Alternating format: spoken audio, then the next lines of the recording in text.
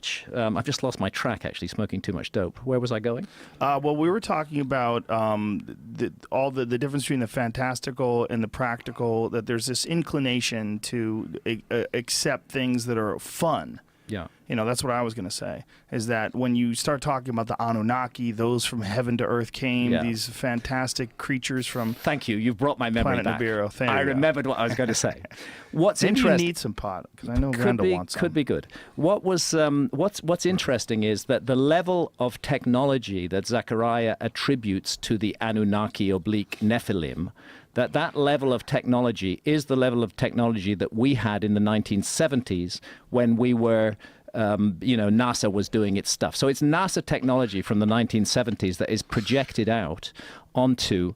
that is Hand it over to Graham. That is projected out onto his theory of the past. Now, it seems to me very unlikely that the Nephilim or the Anunnaki would have had for 400,000 years, which is what he's saying, the same technology that NASA had in the 1970s. It's much more likely that he's projecting that onto the data rather than that it's actually inherent in the data. There was also some interesting ideas that he had that turned out to be ideas that scientists had also proposed about preserving our atmosphere by levitating or by suspending reflective particles in our atmosphere. And that is something that the Anunnaki, in his books, were going to use gold for, because gold has such unique properties, which is why they use gold to plate things, because you could take a little tiny piece of gold, you could plate this entire table.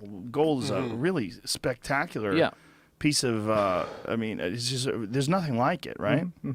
Absolutely. No, there's a lot of really good material in Sitchin, but unfortunately the translations of the texts are not translations of the text. They misrepresent the text. Often what he did was he took a 19th century translation and he massaged it so that it would fit his argument. And that's a pity. So we need skeptics, and they help us to sift out the wheat from the chaff.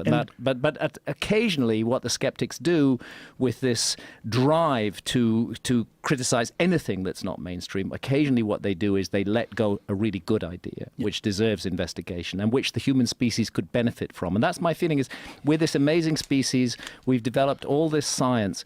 Why are we so ready to let go of wonderful ideas?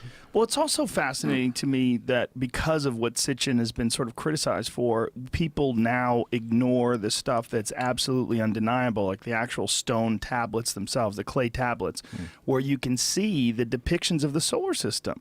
Somehow or another, these people from 6,000 plus years ago had a detailed map of the solar system. They had a clear idea of the solar system. With the size in like a relatively correct order, in the planets in the right place. Like, they somehow or another knew that Jupiter was bigger than Mars. They knew these things in some weird way, and we don't know why, and we don't know how. Also, the caduceus representing the double helix of the DNA, that's a really fascinating concept too, that the caduceus is used for medicine, and it's used to I mean, it's just, he had some really interesting points, Zechariah did.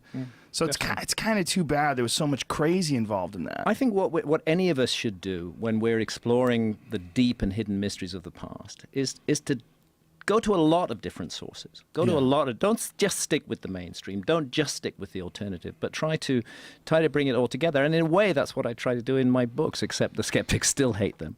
Yeah. But it's so hard because it's so fun to go with the crazy story. Yeah. Like the alien story is so compelling. It's so fun. Very compelling story. I mean, if we found some sort of evidence of aliens, it would be so utterly spectacular. Even if it was a simple alien. Like, I've always said this, that if we found like a jellyfish on the moon, we would freak out. But, you know, there's really complex, bizarre things at the bottom of our ocean that we've never discovered. They're just not in the correct location for us to be excited. And then the other issue